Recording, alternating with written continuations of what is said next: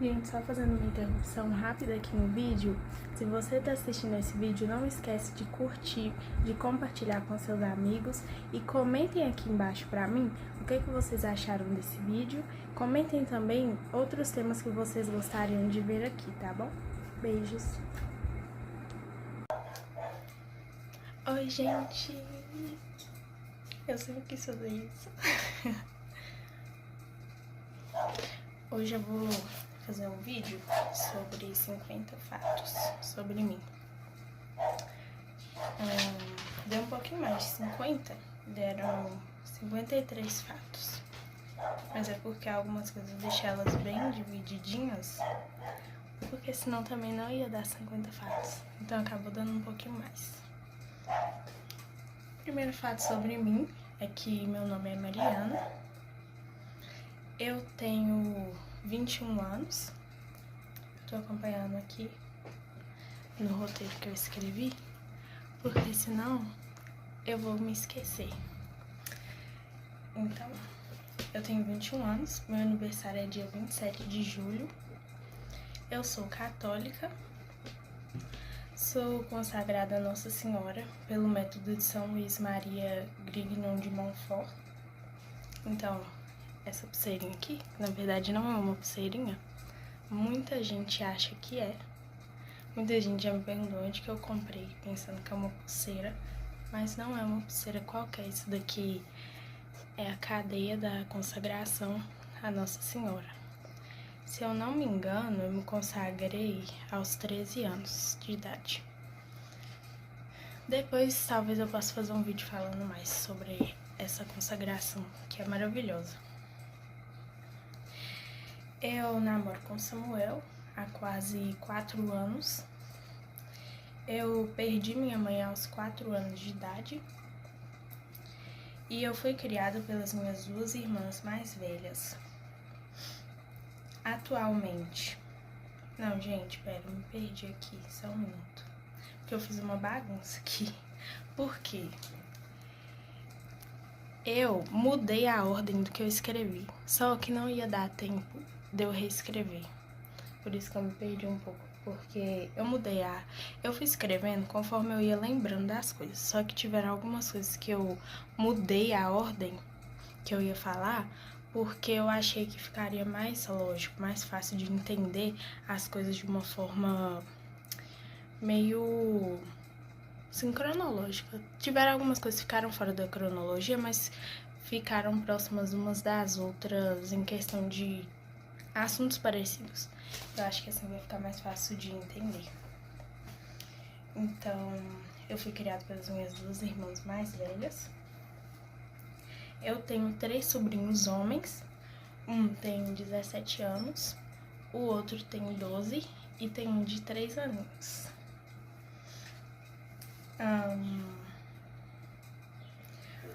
Tive um encontro pessoal com Cristo aos 13 anos de idade. Talvez depois eu possa contar melhor sobre isso. Eu vou contar aqui rapidamente. Quando eu fiz 13 anos, deixa eu lembrar aqui, não, na verdade eu acho que foi com 12 anos. Tinham 2 vizinhas aqui, que elas eram mais velhas, elas são mais velhas que eu. E nós eu ia falar frequentávamos, mas nós ainda frequentamos. Então, nós frequentamos a mesma comunidade aqui próximo da minha casa. Então, elas me convidaram para um grupo de jovens que elas estavam participando. E eu fui e eu participava dos encontros, que eram todos os sábados.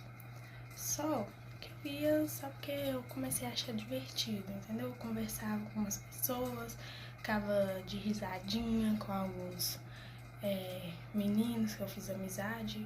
E era só amizade mesmo, tá, gente? Eu não tinha interesse, não. Mas eu ficava lá, assim, perdendo meu tempo à toa. Eu ficava de risadinha, de conversinha. Só que, no final, eu acho que foi no final desse mesmo ano, porque todos os anos eles faziam um encontro maior, que era um acampamento. Então, no final desse ano, eu fui participar desse acampamento, que eram 2 dias, final de semana. Então, eu fui nesse encontro do final do ano, foi lá que tudo aconteceu. Que eu falo que foi meu encontro pessoal com Cristo. Foi na espiritualidade mais renovada, da renovação carismática.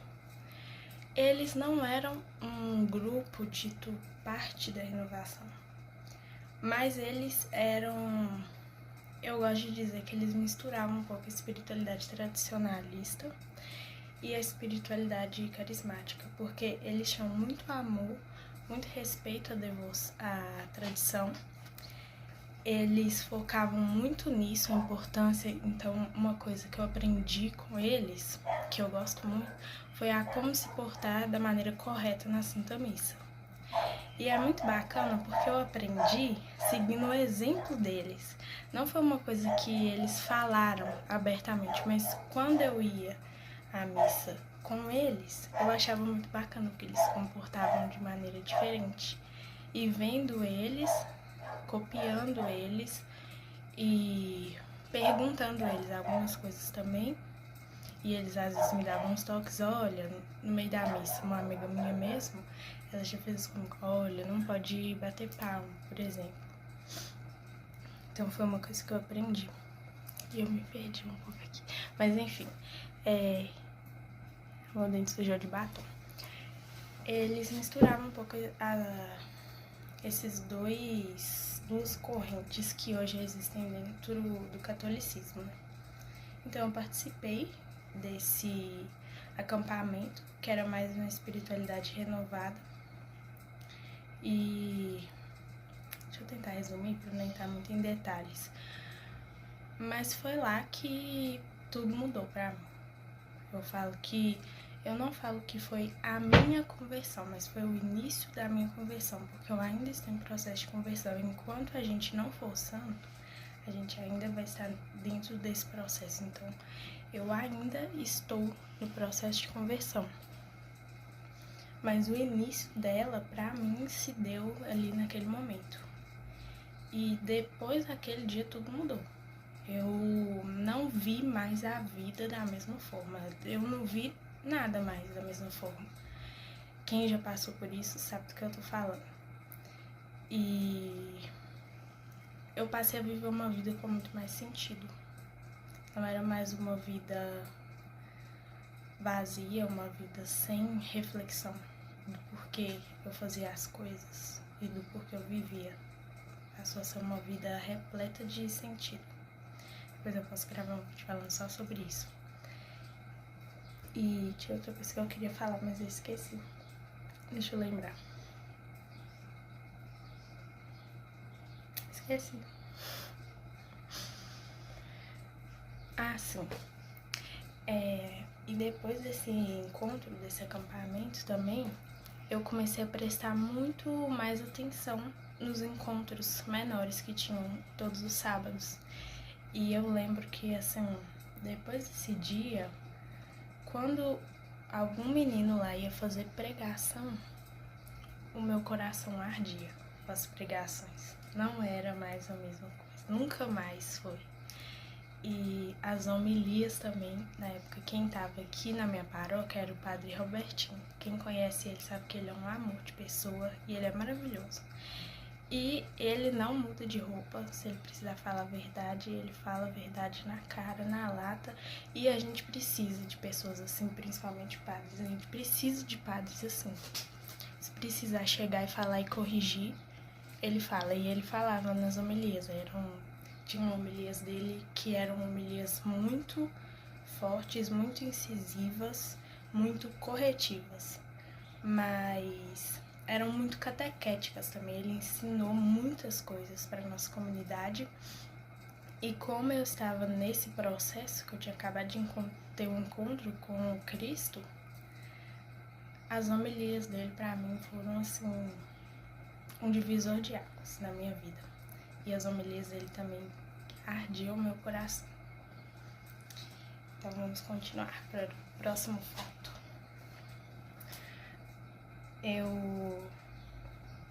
No 8º ano da escola, eu sofri bullying na minha sala de aula. Então não foi um bullying que eu sofri na escola toda, foi um bullying que era concentrado apenas na minha sala de aula. E eu gosto muito de falar que bullying, porque muita gente fala assim, porque agora inventaram essa coisa de bullying, porque na minha época todo mundo se zoava e ficava por isso mesmo. Mas bullying não é isso, antes fosse. Bullying, na verdade, é quando um grupo de pessoas, eles decidem atacar uma única pessoa, entendeu? Ou poucas pessoas. O grupo ali, ele se concentra para atacar uma pessoa só. Eles escolhem um bode expiatório. E foi uma fase muito difícil para mim, que a minha autoestima piorou muito.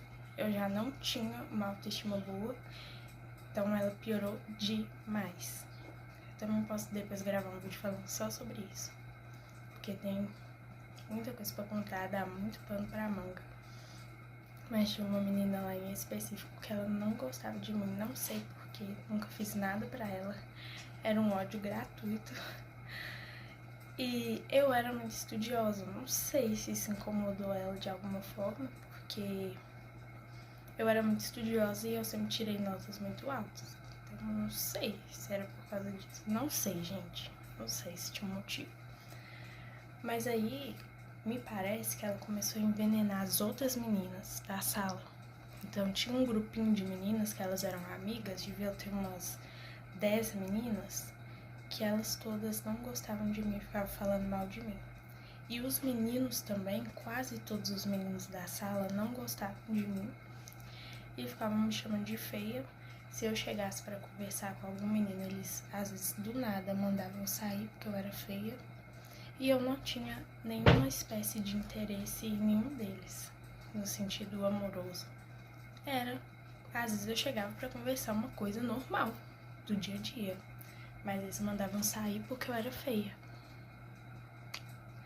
Depois eu sigo muito o Guilherme Freire, e teve um vídeo que ele tava falando sobre isso, eu não lembro qual vídeo que foi, e ele falou assim sobre o fenômeno da menina mais bonita da sala, que eles colocam pra fazer bullying com ela, que eles escolhem ela pra fazer bullying justamente porque ela é a mais bonita. Aí, gente, eu entendi tudo. Eu tô brincando. É brincadeira. Mas eu não sei porquê, mas enfim, é isso. Eu desenvolvi depressão. Hoje em dia, eu acredito que a causa dessa depressão foi justamente o bullying que eu sofri. Porque eu comecei a viver essa depressão deixa eu ver com quantos que eu tava no 8º ano. No 8º ano eu tava de 13 para 14 anos. E no final desse ano, nas férias do 8º ano, eu comecei a chorar sem motivo. E foi aí que começou a minha depressão. Eu não fui diagnosticada porque na época eu não quis psicólogo. Eu cheguei aí em uma psicóloga um pouquinho antes, mas não resolveu praticamente nada na minha vida porque eu não falava nada pra ela. Eu não queria. Então eu saí da psicóloga e nessa época eu não quis ajuda. Logo depois, um pouco tempo depois, eu passei por um relacionamento extremamente abusivo. Dá pra eu fazer um vídeo só sobre isso também. Então, eu era nova, não tinha maturidade nenhuma, era uma pessoa extremamente ingênua e minha família acabou permitindo por medo de que eu namorasse escondido. Então, era melhor que eu namorasse na frente deles, debaixo do nariz deles, do que longe, escondido, e eles não ficassem sabendo de nada. Mas foi uma fase muito difícil na minha vida. Ele era extremamente manipulador, fazia vários tipos de chantagem.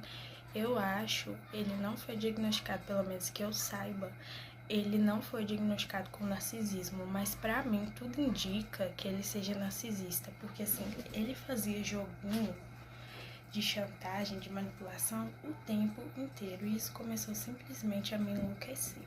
Então depois que eu terminei com ele, a depressão piorou muito, muito mesmo. E eu namorei muito tempo, foi cerca de 1 ano, foram 1 ano e 7 meses. E essa época, assim, eu não fiz uma bobagem porque Deus não deixou, porque foi uma fase muito difícil na minha vida. E agora que eu acabei de perceber que eu li na ordem errada, que eu tinha colocado, mas tá, vamos continuar. Quando eu tinha mais ou menos 9 anos de idade, eu quase perdi o meu padrinho. Quem que é o meu padrinho? Pra vocês entenderem a história. O meu padrinho, ele participou muito também da minha criação junto com as minhas irmãs. Por quê? Ele é meu cunhado, ele é marido da minha irmã mais velha. E os dois são... Não. Ele e a minha outra irmã, que é cunhada dele, são meus padrinhos de batismo. E a minha irmã, que é a esposa dele, é minha madrinha de consagração. Então, eu também, como desde quando eu nasci eles já estavam juntos, ele também fez muito parte desse processo aí da minha criação. E ele sofreu um acidente. Dá pra fazer um vídeo só sobre isso também, porque é muita história. Ele quase morreu e ele não ficou sequelado por um milagre de Deus. Primeiro que ele não morreu por um milagre, porque os médicos não tinham nem esperança que ele fosse sobreviver. E segundo que ele também não ficou com sequela, foi um outro milagre gigantesco, porque os médicos falavam, olha, a chance dele sobreviver é mínima. E se caso, por um milagre, ele sobreviver, ele vai ficar vegetando. Era a esperança dele, assim. Ele falava, ele não vai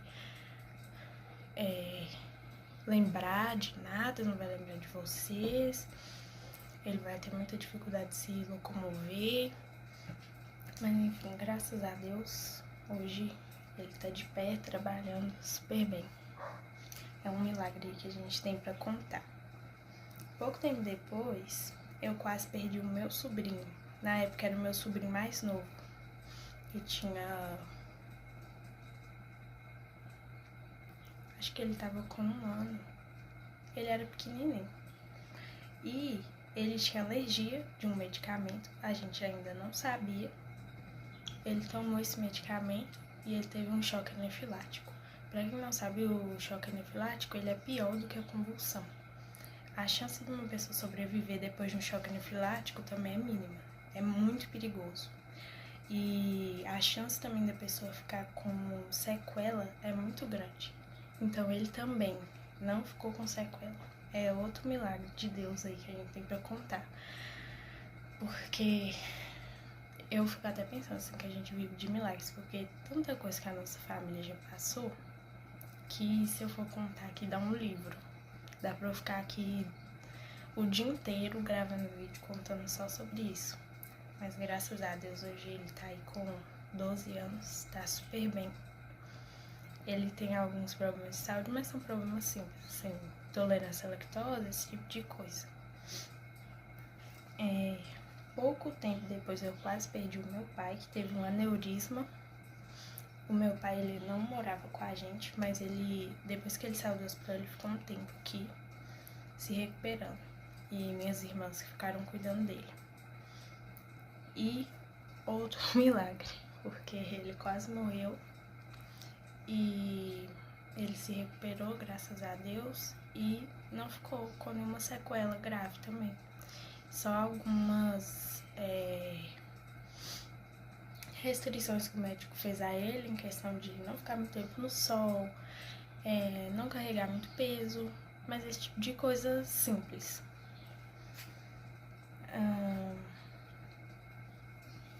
O meu primeiro sonho foi ser bailarina, porque quando eu era mais novinha, eu fazia balé. Eu não lembro com quantos anos que eu comecei, se eu não me engano foi com 4 anos. Eu lembro que eu era bem pequenininha e era a minha paixão. E eu tinha muito talento pro balé. E a professora puxava muito meu saco por causa disso. E eu era bem gordinha, só que eu era muito... Eu esqueci a palavra.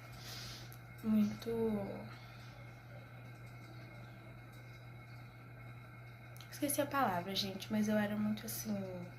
eu consegui fazer todos os movimentos do balé, sabe? Tinha muita elasticidade. Hoje em dia eu não consigo mais, infelizmente, porque eu parei de fazer balé com uns...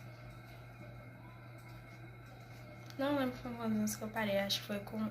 Não lembro, deve ter sido tipo 7 ou 9 anos, por aí. Mas era o meu primeiro sonho. Hoje em dia eu não tenho mais essa vontade, mas eu tenho vontade de um dia ainda voltar a fazer balé como um hobby, porque até hoje eu gosto muito e eu acho maravilhoso. Eu acho muito lindo o balé clássico. Atualmente eu estou cursando meu último ano de licenciatura em filosofia, então eu vou dar aulas de filosofia e eu também posso dar aulas de história e de sociologia. Eu sou fleumática. Para quem não sabe, o fleumático ele faz parte da teoria dos 4 temperamentos, que é uma teoria antiquíssima e que atualmente ela voltou e se tornou uma febre, assim, tá muito em alta hoje em dia, pessoal. Tudo do pessoal hoje é temperamento. Eu acho muito interessante, a gente tem que tomar alguns cuidados para não usar o temperamento como muleta. Dá para gravar só um vídeo também falando de temperamento, porque é muito interessante. Mas resumindo bastante, assim, o que é o fleumático? O fleumático, ele é representado pelo elemento água e então ele tem muita facilidade de adquirir formas. A água, onde você coloca a água, ela adquire a forma do recipiente onde ela é colocada. Então, assim, o fleumático, ele se adapta fácil às situações e ele consegue moldar o seu comportamento de uma forma muito fácil. Então, assim, se ele convive com uma pessoa colérica, vamos supor, né? Ele consegue, de certa forma, copiar aquele temperamento com muita facilidade, porque ele se molda muito facilmente às situações, às pessoas, às circunstâncias. E o fleumático, resumindo bastante, ele tem a reação lenta e as impressões não ficam nele por muito tempo. Então, o fleumático, ele geralmente não tem uma memória muito boa, ele esquece as coisas rápido, com facilidade, ou seja, as coisas não fixam nele com facilidade. Ele também não tende a guardar raiva por muito tempo, ele logo esquece. E... esqueci a palavra. É porque eu falei da reação, tava tentando lembrar essa palavra, reação. Ele tem reação lenta, significa que basicamente ele é lento. Eu mesmo, quem me conhece, sabe que eu sou uma pessoa extremamente lenta. Eu, inclusive, já tive muito problema com isso, porque eu já fui muito chamada de lerda e eu tinha isso comigo, eu sou lerda, eu sou lerda. E isso ficava na minha cabeça e toda vez que eu cometia alguma má nota, toda vez que eu demorava muito pra fazer uma coisa, eu ficava martelando na minha cabeça, eu sou lerda, eu sou lerda, eu sou lerda, e isso acabava comigo. Hoje em dia, eu me aceitei do jeito que eu sou. Eu entendi que eu tenho meu próprio tempo, que tem pessoas que são mais rápidas, tem pessoas que são mais lentas mesmo, e tá tudo bem. A gente pode tentar melhorar um pouquinho, pode tentar ser mais rápido, mas tá tudo bem, entendeu? Não tem nada de mais nisso, não tem nada de errado nisso. E hoje eu até brinco que eu sou lerda, mas não é uma coisa mais que me machuca, que me incomoda nem um pouco. O fleumático também tende a ser bastante tranquilo, apesar de que eu não sou. Porque eu convivo com uma colérica. Uma das minhas irmãs era colérica. Então acho que muito do jeito dela eu acabei pegando pra mim. Então eu tenho muitas características também do colérico, o que é uma mistura muito louca, porque o fleumático e o colérico, eles são completamente opostos, são contrários. E eu tenho característica dos dois. Eu tenho 1,54 de altura, então eu sou bem baixinha. Eu fiz transição capilar por volta dos 12 anos de idade. E ultimamente eu tava pensando muito sobre isso, porque existe a teoria das 12 camadas da personalidade do Olavo de Carvalho, que inclusive dá pra fazer só um vídeo sobre isso também, porque é muita informação. E eu estava pensando porque o Olavo, ele fala que a quinta camada da personalidade, que é a camada típica do adolescente, ela é a camada que ela... como que eu posso falar? É a camada onde o ser humano, para superar essa camada, ele precisa testar a força dele de alguma forma no mundo. E refletindo bastante sobre isso, eu cheguei à conclusão que a minha transição foi uma forma de eu testar força com o mundo, para eu mostrar para o mundo que eu dava conta de fazer alguma coisa. Por quê? Eu comecei a assistir na internet algumas mulheres que fizeram transição capilar. E eu dei na telha que eu queria fazer transição capilar. Na época, o meu cabelo estava liso e estirado, porque eu tinha entrado pouco tempo antes. É porque era assim, minha irmã, ela é cabeleireira. Minha irmã mais velha. E ela alisava o meu cabelo, só que ela sempre deixava um pouco dos cachos, ela nunca tirava totalmente.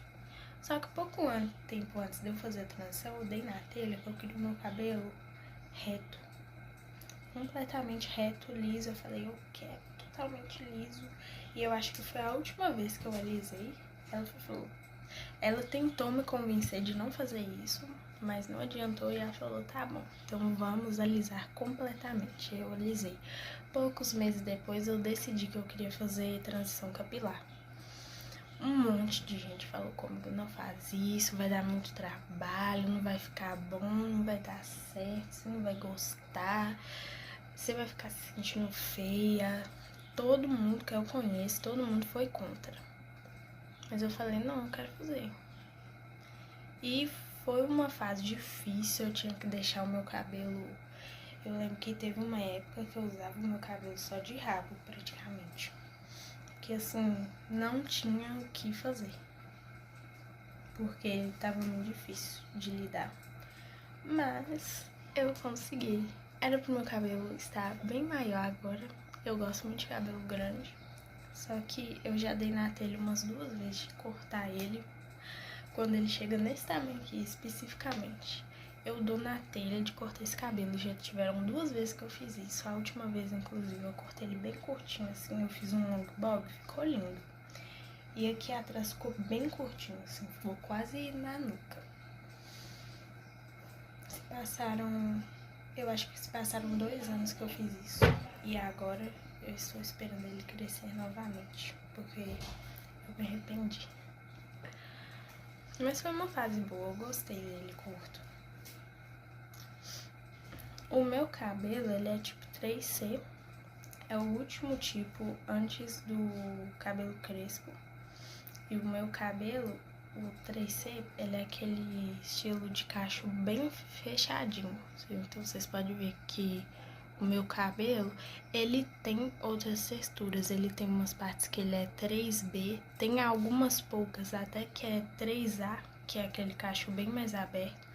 E tem algumas partes que ele é 4A, que já é o primeiro tipo do crespo. Mas a predominância dele é do 3C. Então, eu não sei se consigo mostrar aqui as diferenças. Aqui ele é bem fechadinho. Aqui tem uns fios, tá vendo? Bem aberto. Ele até embola no meio do outro, que é mais cacheado aqui. Que eu acho que esse tipo aqui, ele é 3A. Vamos continuar para o próximo fato. Eu sou uma pessoa extremamente sensível. Isso, pra mim, por muito tempo foi um problema muito grande. Hoje em dia eu consigo lidar melhor com isso. E hoje em dia eu até gosto disso. Em que sentido que eu sou uma pessoa muito sensível? Em todos. Eu choro por tudo e por nada. Tudo pra mim é chorar. A forma de eu me expressar é chorar. Então, qualquer sentimento mais forte que eu tiver, eu vou chorar, seja ele bom ou ruim. Então, eu choro de raiva, eu choro de alegria, eu choro de tristeza, eu choro de emoção, eu choro de dúvida, eu choro por causa de tudo. E eu não gosto de chorar na frente das pessoas, então quando eu quero chorar, eu gosto de ir pro meu quarto e chorar sozinha. Não me pergunte por quê, porque eu não sei. E eu tenho um turbilhão de emoções dentro de mim. Muita gente acha que não, porque eu, geralmente por fora, eu não expresso isso na intensidade que é. Então, quem me vê por fora acha que eu sou uma pessoa extremamente tranquila, até assim, pacata, porque eu não sou de expressar as minhas emoções. E quanto menos intimidade eu tiver com a pessoa, menos eu vou expressar minha emoção. Acho que muito disso vem também porque eu sou bastante tímida, então eu sou muito fechada. Então, quanto menos intimidade eu tiver com a pessoa, menos eu vou mostrar as minhas emoções. Mas existe um mundo dentro de mim, assim, de imaginação e de sentimentos e de sensações. É uma loucura. Quem é muito sensível vai entender o que eu tô falando. Então, assim, eu posso chorar de ver uma paisagem bonita. Eu posso chorar vendo uma pintura bonita, escutando um fato bonito. É difícil de explicar. Eu posso chorar de ver outra pessoa chorar. Às vezes tem alguém contando um relato, a pessoa começa a chorar também. Então, eu sinto muito o que os outros sentem, de ver a pessoa, de imaginar o que ela possa estar sentindo diante de determinada situação.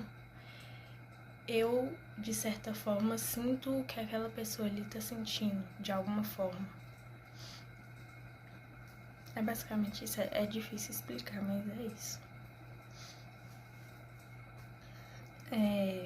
Eu sou devota de Santa Teresinha, por causa de uma identificação muito grande com a história e com a personalidade dela.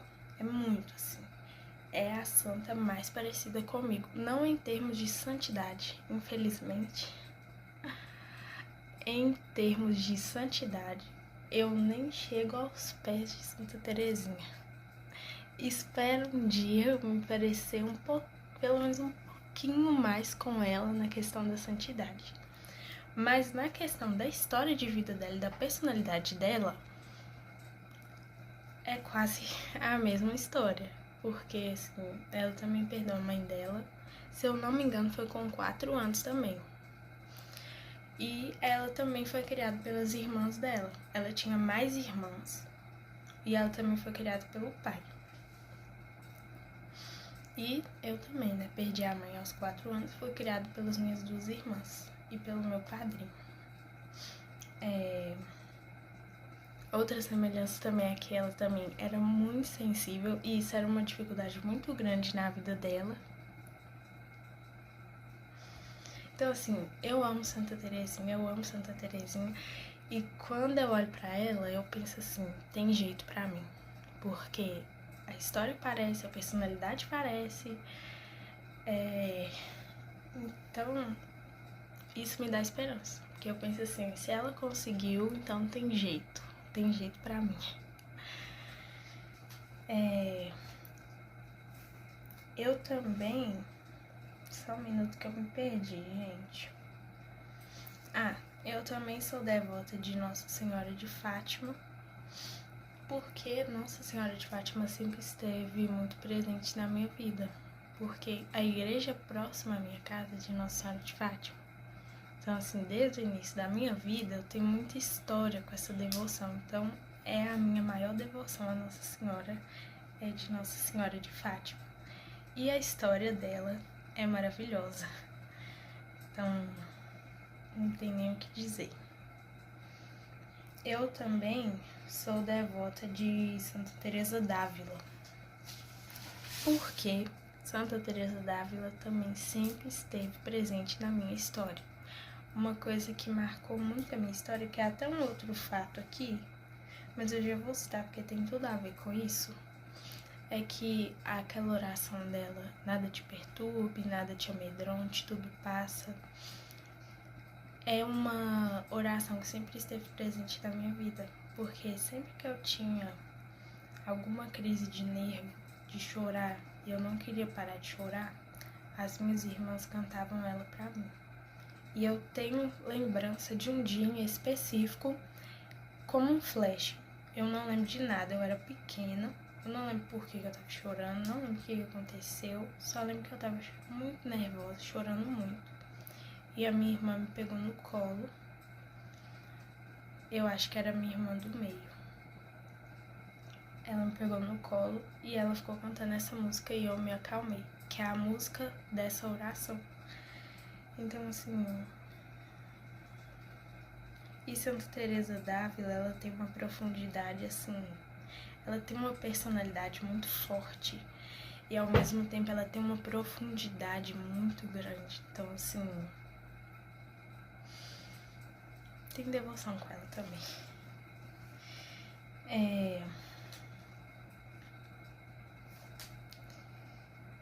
Deixa eu ver aqui, eu tô perdida na minha bagunça. Eu mesma que fiz a bagunça e eu tô perdida.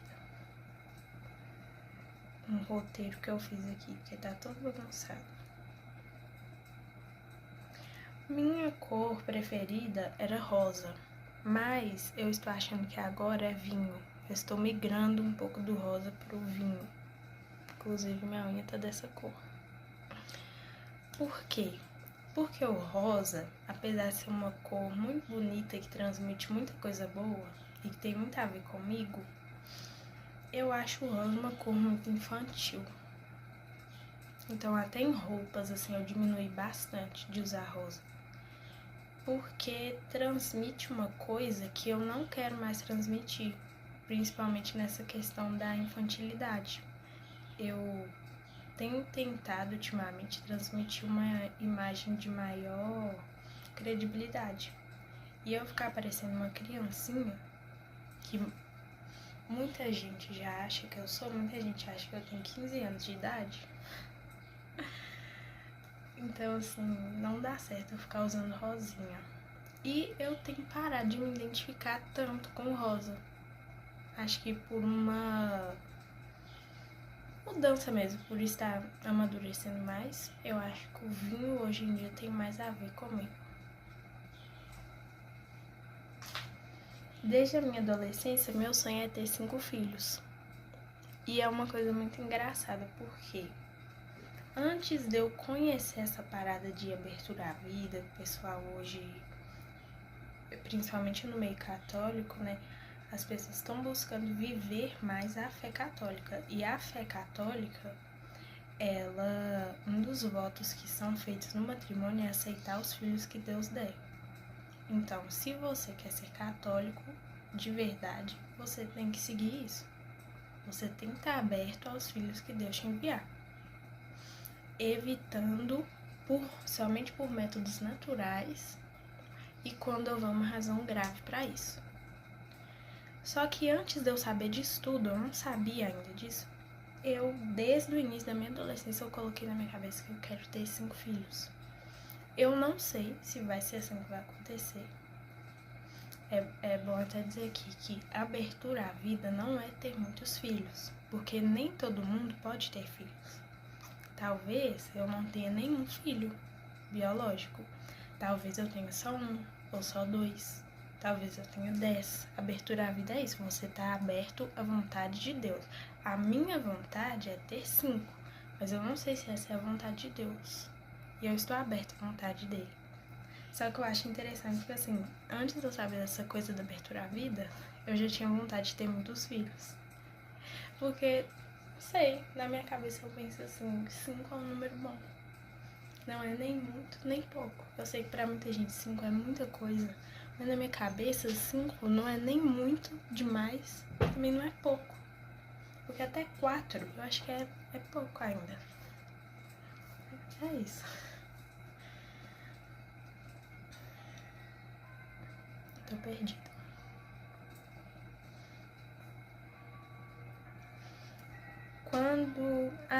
Isso daqui tem a ver com o que eu já falei, né? Que quando eu me casar, serei aberta à vida. Então, ser aberto à vida é ser aberto à vontade de Deus na questão da quantidade de filhos. Como eu falei, talvez eu tenha nenhum filho biológico, talvez eu tenha só 1 ou só 2 ou 10. Então, isso é abertura à vida. E quem é aberto à vida, na verdade, quem quer seguir o mandamento da igreja, vai evitar, vai espaçar uma gravidez só por métodos naturais, só quando houver uma razão grave para isso. Eu tenho vontade de me casar jovem, inclusive, eu falei que eu tenho 4 anos de relacionamento, o que tá me faltando é só o dinheiro para eu casar. Porque se eu já tivesse dinheiro, eu acho que no ano passado eu já teria me casado com 3 anos. Porque na minha cabeça 3 anos é um tempo bom de relacionamento. Muita gente hoje em dia acha que isso é pouco, mas pra mim isso é suficiente para dar pra você conhecer uma pessoa e você saber se você quer ficar com ela ou não. Então, se não fosse questão financeira, talvez eu já estaria casada.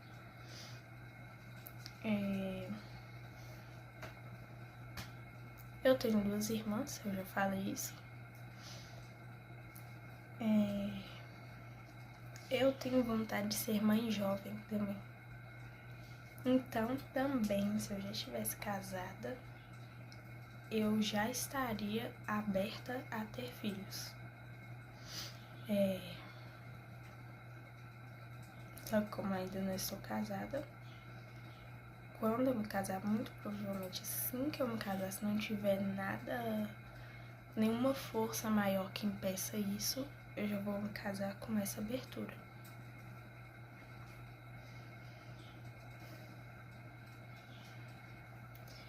Eu possuo estilo clássico, elegante, sensual e romântico. Muita gente acha, principalmente esse do sensual, estranho, mas deixa eu explicar. Eu gosto muito de estudar e de conhecer essas coisas mais voltadas para o autoconhecimento. Então, tudo que é relacionado a autoconhecimento, eu gosto muito de estudar. Então, os 4 temperamentos, umas teorias que tem sobre a personalidade humana, as 12 camadas da personalidade. Existe o sistema Kibe também, que eu esqueci quem que criou esse estilo, mas é uma divisão de tipos de corpo. E a partir da descoberta de qual é o seu tipo, você consegue montar roupas que valorizem mais o seu tipo, o seu estilo de corpo. Existe também os arquétipos, que eu acho muito legal também. E existe também essa questão dos estilos, que é o seu estilo de roupa, de acessório, e está muito relacionado ao que você gosta e a imagem que você quer transmitir.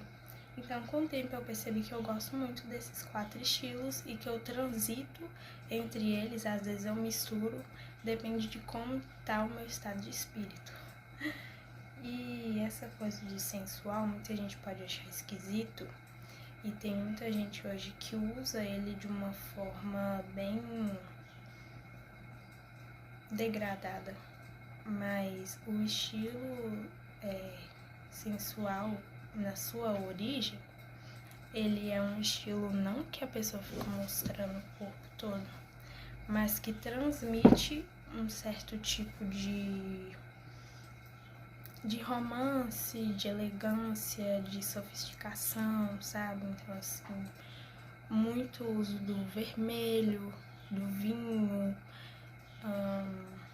É difícil explicar, mas não é algo necessariamente indecente. Eu não gosto de coisas indecentes. Mas é basicamente isso daí. Minha comida preferida é estrogonofe. Eu amo doces em geral, mas o meu preferido é petit gâteau. Atualmente eu trabalho como auxiliar de cabeleireiro com a minha irmã no salão dela e como manicure e nail design. Deixa eu só ver aqui se eu me perdi. Não. Uma das músicas que mais tocam o meu coração é Mãezinha do Céu, porque é uma música também que eu tenho muita história. além da música daquela oração que eu tava falando, do Nada Te Perturbe, de Santa Teresa d'Ávila, a música Mãezinha do Céu sempre esteve presente na minha história, porque era uma música que, quando eu estava muito nervosa, se as minhas irmãs não cantassem a da oração de Santa Teresa, elas cantavam essa daqui. E é uma música que eu quase não canto, mas quando eu tô num momento assim muito desesperado, os piores momentos da minha vida, é essa música que eu canto. E pra mim ela é uma oração. É uma oração que, pra mim, ela transmite muita pureza, sabe? Aquela coisa assim de que eu quero ser como uma criança no colo de Nossa Senhora. Então, eu gosto muito dela. Eu coloquei aqui que uma das minhas músicas preferidas também é Nada Te Perturbe, que é a da oração de Santa Teresa, que eu já tinha falado. A música que marcou a minha conversão foi O Poço, de Juninho Cassimiro, que foi uma música que foi cantada naquele acampamento que eu falei. Foi um dia antes, foi no primeiro dia, que era no sábado e no domingo. No primeiro dia, à noite, no sábado, eles costumavam fazer um momento que separava os meninos das meninas. E aí as meninas iam para um lugar e os meninos iam para o outro, e eles faziam um momento de cura. E nesse momento foi uma coisa linda, assim, eu não lembro o que foi falado, o que aconteceu, eu só lembro que todas as meninas que estavam lá choraram, e a gente chorava e se abraçava, foi um momento muito bonito. E uma moça, o nome dela é Flávia, eu não a vi mais, acho que ela mudou de cidade, mas ela tinha uma voz linda, a voz dela era mais grave, mais forte, e ela cantou essa música, O Poço. E assim, quando eu voltei pra casa depois desse acampamento, era a única música que eu cantava, não sabia cantar outra música. Eu só cantava essa música, eu procurei ela no YouTube e eu só cantava essa música. E até hoje, assim, é a minha música preferida. Não dá nem pra explicar. Depois vocês pesquisem essa música, porque ela é muito linda, ela é maravilhosa. Eu gosto de música pop e clássica. A gente tem que ter equilíbrio, né? Eu transito por quase todos os estilos de música, eu sou uma pessoa bem eclética, depende de como estiver o meu estado de espírito. Eu só não gosto de ouvir músicas que vão contra aquilo que eu acredito. Do contrário, eu escuto vários tipos de música. Tem muitas músicas internacionais que eu gosto, e eu gosto sempre de pesquisar a tradução, pra não ficar cantando nem ouvindo música que eu não sei o que tá falando, que pode ser algo totalmente contrário ao que eu acredito sem eu nem saber, por isso eu gosto de pesquisar a tradução. Desde a minha adolescência, eu tenho vontade de gravar vídeos pra internet, então várias vezes, assim, às vezes eu ficava no banheiro me imaginando gravando vídeo. Às vezes eu ficava no meu quarto, às vezes eu ia arrumar e ficava fingindo que eu tava fazendo um arrume-se comigo. Então eu sempre tive essa vontade. E agora eu tô realizando esse sonho. O canal ainda é muito pequenininho, mas eu decidi começar.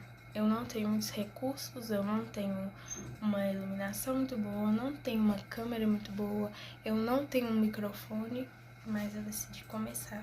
E eu até queria falar uma coisa com você. Se você tem algum sonho, algum plano, que é algo bom, não é uma coisa que vai prejudicar ninguém, não é uma coisa que vai contra os seus princípios, simplesmente comece.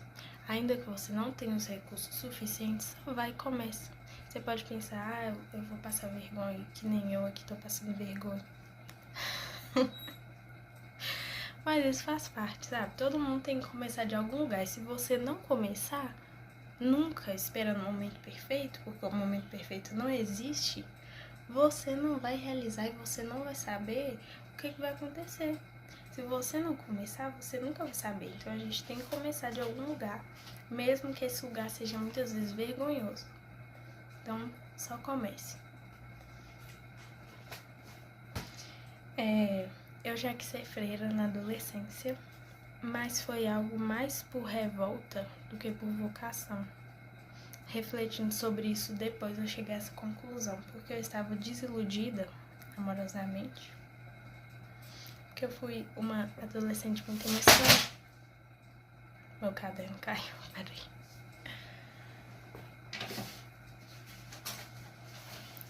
Eu fui uma adolescente muito emocionada. Eu me apaixonava com muita facilidade. E poderia ser por qualquer pessoa. Eu não tinha critério algum pra gostar de alguém. Então, assim, eu era bem besta. Essa é a palavra. E eu sofri muito com as minhas paixonites de adolescência. E aí, num desses momentos, eu me desiludi totalmente. Falei, não quero mais saber de homem. Eu não quero me casar. Eu não quero saber disso. Eu vou ser freira.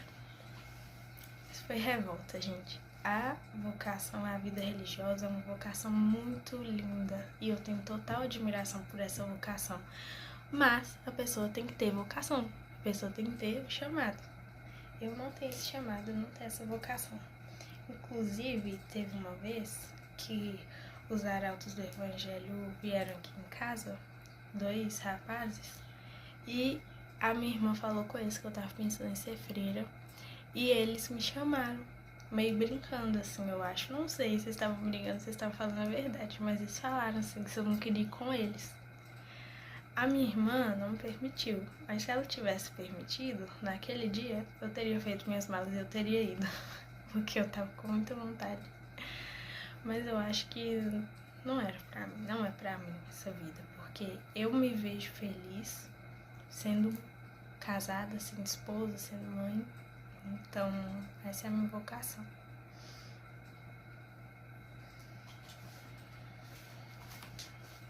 Deixa eu ver aqui.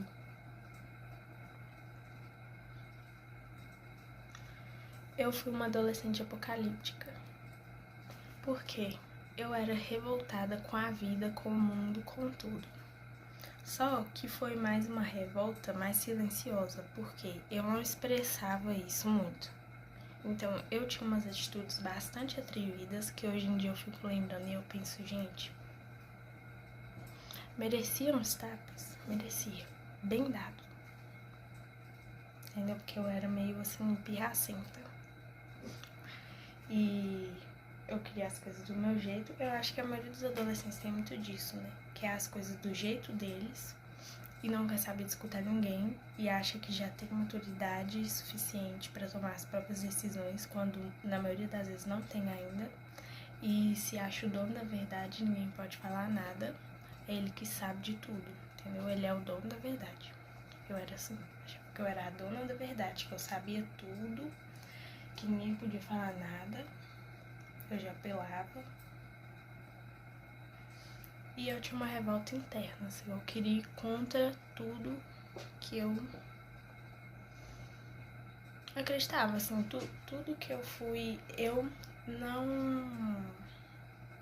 não criei revolta com a igreja, com o catolicismo, mas eu criei uma revolta com determinados princípios que eu sempre fui ensinada a seguir e que hoje eu tenho muito forte dentro de mim. Então, assim, escutar músicas que vão contra os meus princípios, que eu nunca fui de escutar, eu queria escutar, sei lá por quê.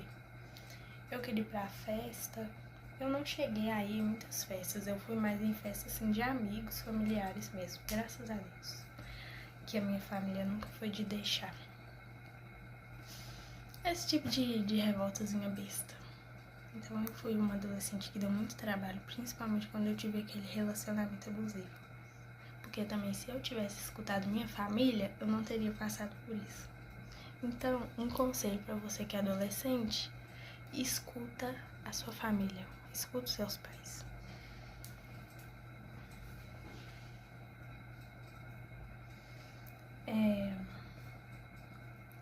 Eu namorei um rapaz na pandemia que apresentou o Brasil Paralelo.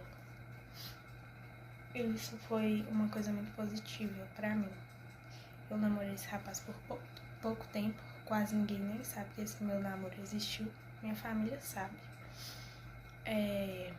Nos finalmente, ele terminou rapidamente comigo.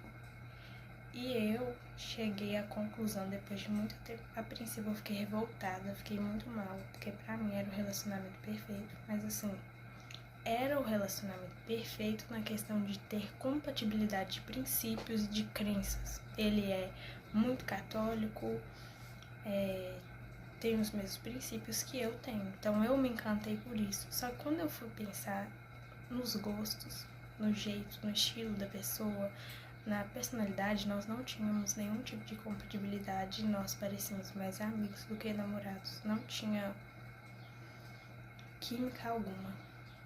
Então, assim, depois, refletindo bastante sobre isso, eu cheguei a essa conclusão. Só que eu acredito muito que ninguém passa pela nossa vida à toa. Se a pessoa, ela não passa na nossa vida para ficar, para estar presente, ela passa para ensinar alguma coisa, para deixar alguma coisa. E foi isso que ele me deixou. E foi uma coisa muito preciosa para mim. Por muito tempo eu fiquei com muita raiva dele. Mas hoje em dia eu tenho gratidão por ele. Porque uma das coisas que ele me apresentou foi a Brasil Paralelo. E hoje eu não sei o que seria de mim sem a Brasil Paralelo. Porque eu aprendi muita coisa com os documentários deles. E nessa mesma época, eu baixei o Instagram. O que foi uma experiência muito positiva pra mim, porque eu conheci muitos influencers que eu conheço hoje e que hoje são como faróis pra mim. São pessoas que eu quero copiar, são pessoas que eu quero me parecer com elas. Não por inveja, por admiração, porque são pessoas diferentes, são pessoas que têm uma grandeza de alma, uma grandeza de personalidade e que eu gostaria de me parecer. Então, eu lembro que a primeira pessoa que eu tive contato no Instagram foi com a Saru Winter. E aí, eu comecei a acompanhar muito a Saru Winter.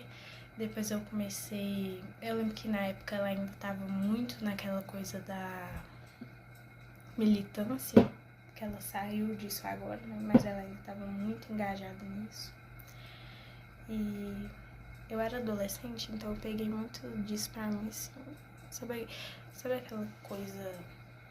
Eu acho que adolescente tem disso, né? Adolescente, ele quer se segurar em uma coisa e ele quer dar uma de louco, entendeu? Ele abraça aquilo com todas as forças dele e ele é capaz de morrer por aquilo. Eu gosto muito de adolescente porque isso é uma coisa bonita, se for conduzido da maneira certa. Então, por acompanhar muito ela, eu acabei entrando muito nesse meio da militância política.